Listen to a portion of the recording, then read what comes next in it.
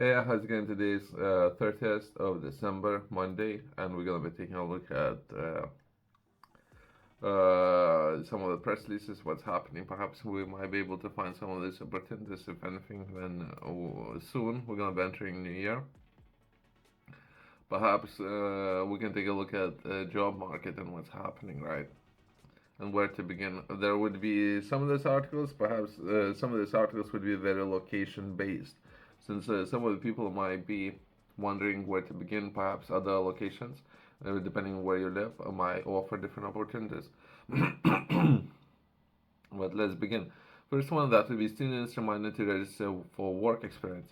So if you are students and you like to gain some experience, it would be easier for potential businesses to hire you if you're interested to pursue this path, or if you're interested in establishing your own business and or create opportunities for others.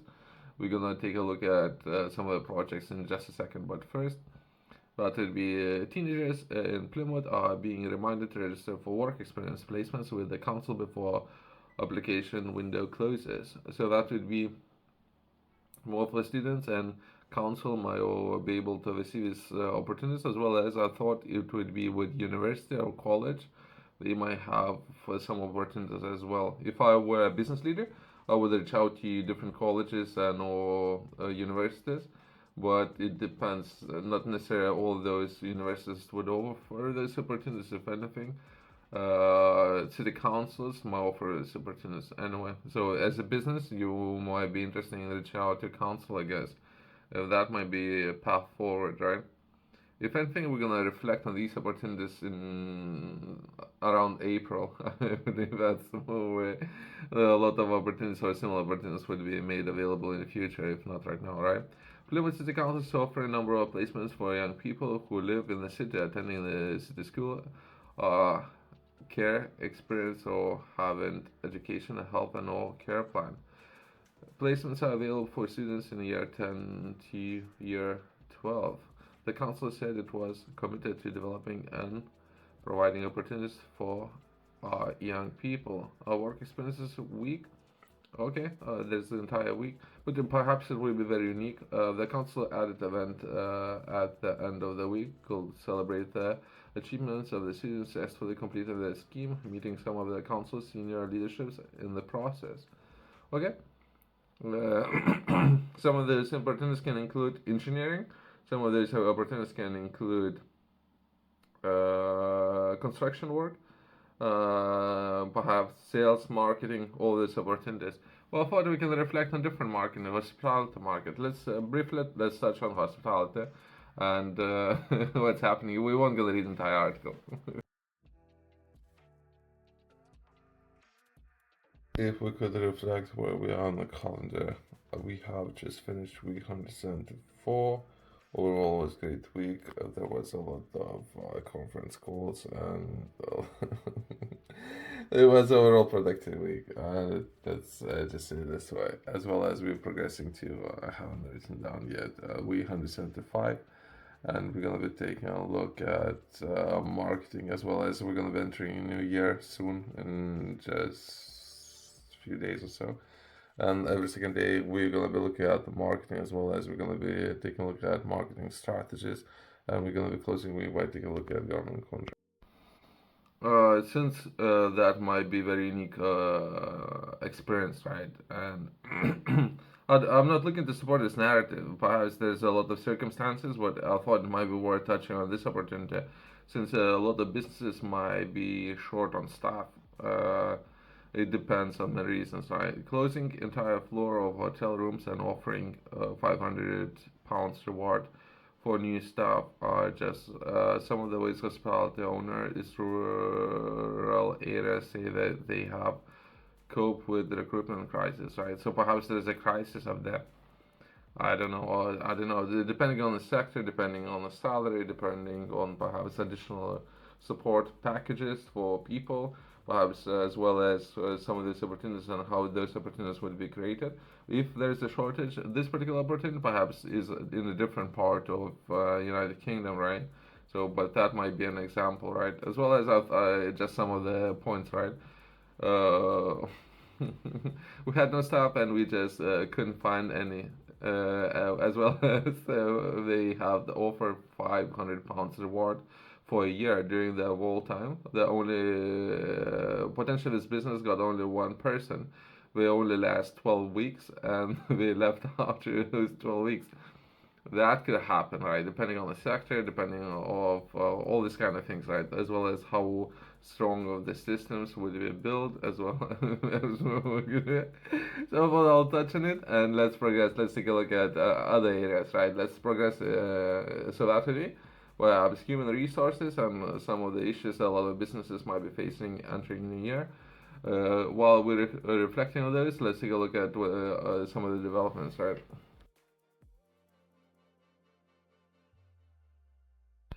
Let's take a look at some more information that was published yesterday, December 29th. That will be Turkish Baykar. That will be a business, one of the top performing business when it comes to autonomous systems, flying autonomous systems, and how they're looking to expand perhaps. But I haven't read any of this information, so let's try to understand that it will be acquires Italian. There's a different aerospace agency that or company let's let's read it together. Let's try to understand it. That would be very important for many people, I believe. Then it comes to expertise and or some of the systems, right?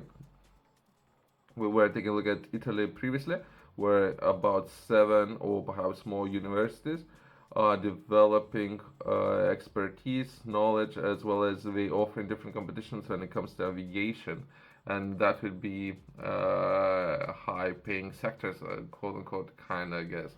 The Italian Minister for Business has approved the sale of Piaggio Aerospace and Piaggio Aviation for a Turkish aerospace firm, Baykar Technologies. This decision concludes a challenging period for Piaggio Aerospace, which entered extraordinary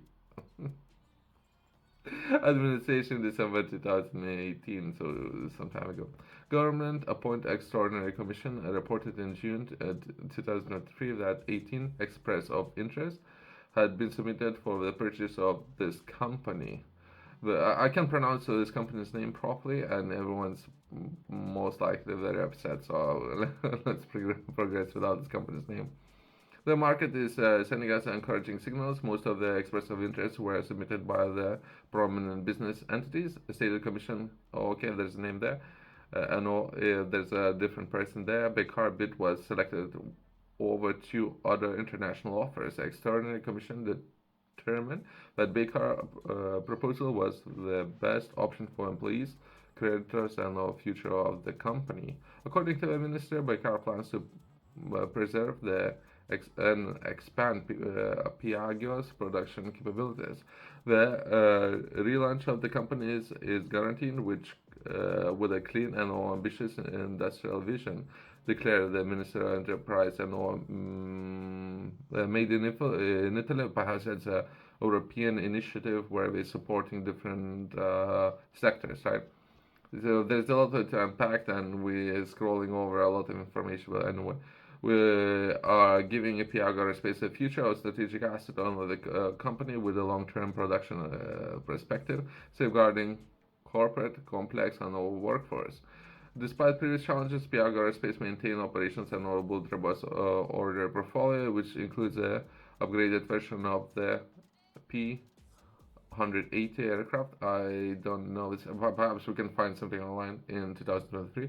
Piaggio Aerospace reported the 556 million, or that would be euros. Let's keep dollars order portfolio with the P180 Aventi electric vertical, or perhaps they have ventured into electric aerospace. But anyway, backlog of 17 units. Piaggio also developed an unmanned version of the P180 called the P1HH Hammerhead. Okay, sure. With twin turbo, medium altitude, long endurance, male. Sure. There's a complexity, I believe, when it comes to Italian language. When you're trying to translate this language into English, it's very hard to translate it. Anyway, I mean, what I'm saying, I get it, what they're trying to say. But anyway, let's progress without it. Drone conducted its maiden flight in 2013, and in 2016, UAV Air Force and ordered 8 units. By the way, shout out to a lot of companies and our coffee makers in Italy. I'm drinking the coffee right now. Let's progress. Let's take a look at next project. Briefly, let's take a look at small modular reactors, right? That would be some of those projects, including BWRX-300, that would be small modular reactor, and some of the developments that's happening, right? So I thought I'll share official website as well as I can touch on some of the businesses cooperating in developing this project that potentially might be Japan and United States who are working on this project, as well as we can touch on some of the key areas of the development of this project, right? How it would function and process that might be important for some, and then it comes to perhaps what they're going to be using. In this case, they're going to be using water and other parts that would be important.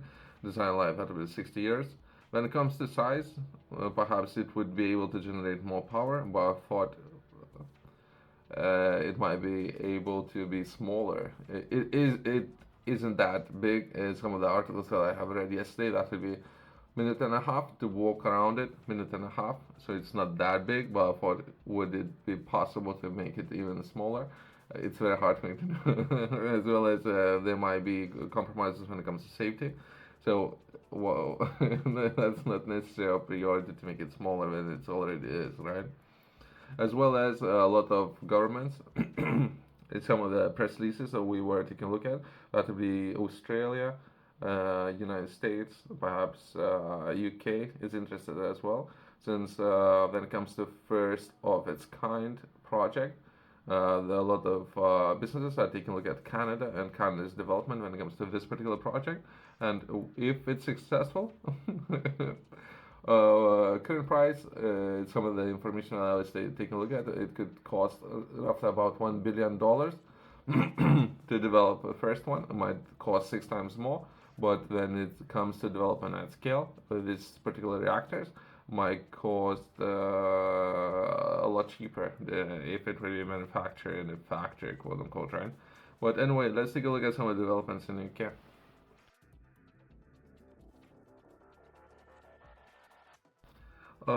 There's a lot of developments when it comes to this reactor being developed in Canada.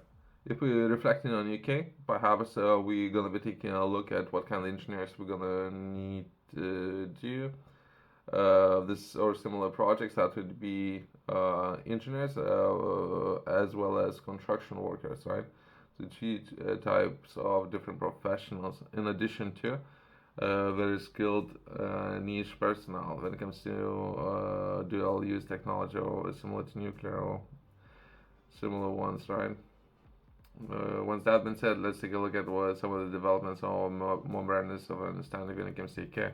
I haven't read this article. I have read a lot about Canada and development of this project, but anyway.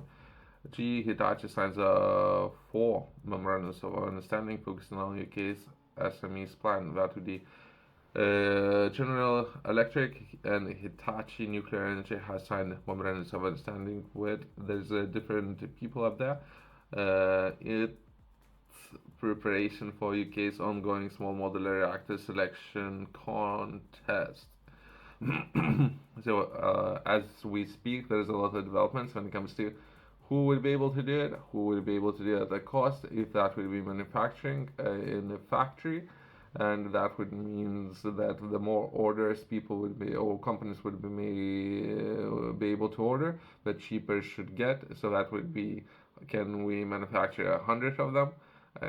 Meaning all the partners involved would pay less, but if it's safe technology, all these kind of things, that would be important, right? The UK aims to grow nuclear energy capacity to 24 gigawatts by 2050. That's UK strategy, right? With a maximum traditional large-scale power plants and more small modular reactors as much as last year, the Great British Nuclear Most likely this government institution is overseeing developments in Canada. Most likely they're already taking a look at what's happening there when it comes to safety, all this kind of things. So everyone's taking a look at it. But anyway, it's arm's length bodied, and the setup will help deliver the extra capacity, begin the selection process for the SMR technology to use. There are now five left: General Electric, Hitachi Nuclear Energy, and Holtec. Okay, okay. So there's another company, as well as another company that would be New Scale Power. There's another company called Rolls-Royce SMRs as a Westinghouse. There's potential. There's a number of different projects who are working to solve the same problem, right? And we will see which of the companies will win, I guess, when it comes to competition or designing, perhaps when it comes to size, safety, whichever would be the key areas that all these companies would need to address. Who have been invited to bid for UK's government contract in the next stage of the process? So, since when it comes to Europe, most likely Europe is taking a look at as the largest amount of businesses. Let's say they might start with 20 businesses, and from there, they over time, some of these businesses might fell off based on price or perhaps based on quality, based on can we do it in time on the budget, all these kind of things, right? But usually it would start with, at least in Europe, it would start with about 10 to 20 companies, right? Let's progress. This video is going to be too long. Let's touch on the last article and let's go to this video. What might be important, right? Let's touch on the last article. That would be city regulators to start oversight of a tech firm that provides critical services for UK. That would be, I don't know why it's city regulators, since that would be Financial Conduct Authority, right? New powers come in amid concerns that cyber attacks and outages could put the country's financial stability at risk. The financial stability is something we might have a chance to take a look at yesterday. So what we can continue when it comes to a lot of tech companies and oversight, since it might look like zero to none oversight, perhaps there are actually some of the companies who are regulated. We're looking to regulate some of these tech companies. So anyway, city regulators will begin cracking down on the new year of the tech firms providing critical oversight of the UK banks and amid concerns about cyber attacks and outages. Companies such as, let's progress without those names, could put the country's financial stability at risk. From the 1st of January, the Bank of England and all Financial Conduct Authority will hand power of regulators companies that are becoming a critical part of the day-to-day operations of the increasing digital banking and our payment sector. Since we previously were taking a look at more of the private businesses regulating those plastic cards, right, instead of cash.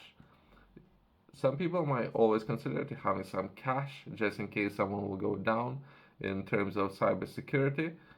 That might be a smart thing to do, but if you don't want to, keep everything on those plastic cards, right?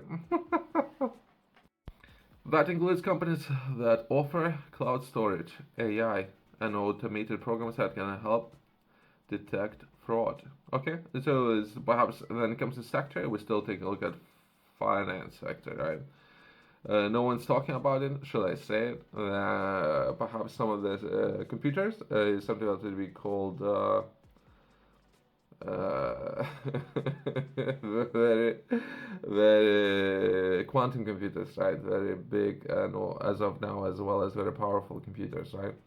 But potentially, some of those quantum computers can take down any code available up there, and that might be an issue with the next 2, maybe the next 4 years from now. Maybe that's what they're referring to, maybe not, but that might be an option, right? It is a hope and extra oversight which will involve compulsory reporting of the major incidents and all coordinated planning for emergencies will help keep world banking blackouts, and our regulators are in the process of putting together a list of companies they think are critical to regulate. It's likely to include the firms such as, or let's give without all this names. Most likely, we're taking a look at just banking sector, right, as of now. But other systems, perhaps when it comes to health services like NHS, might be important as well as postal services. Critical infrastructure when it comes to bridges or roads might go as well. But when it comes to investment, perhaps banking is always have oversight of investment, and that will be important for government to take a look at. But anyway, the final list of expected to be signed off by ministers. Okay, okay. Perhaps I believe we covered entire subject already. What was important, and the rest not necessarily need to be read, right? Well, I haven't read this article, but all of that would be cybersecurity, banking sector, as well as perhaps importance of having all these companies not to go down, right, or the potential blackout, right. Let's close on that. Thanks for watching. See you next one.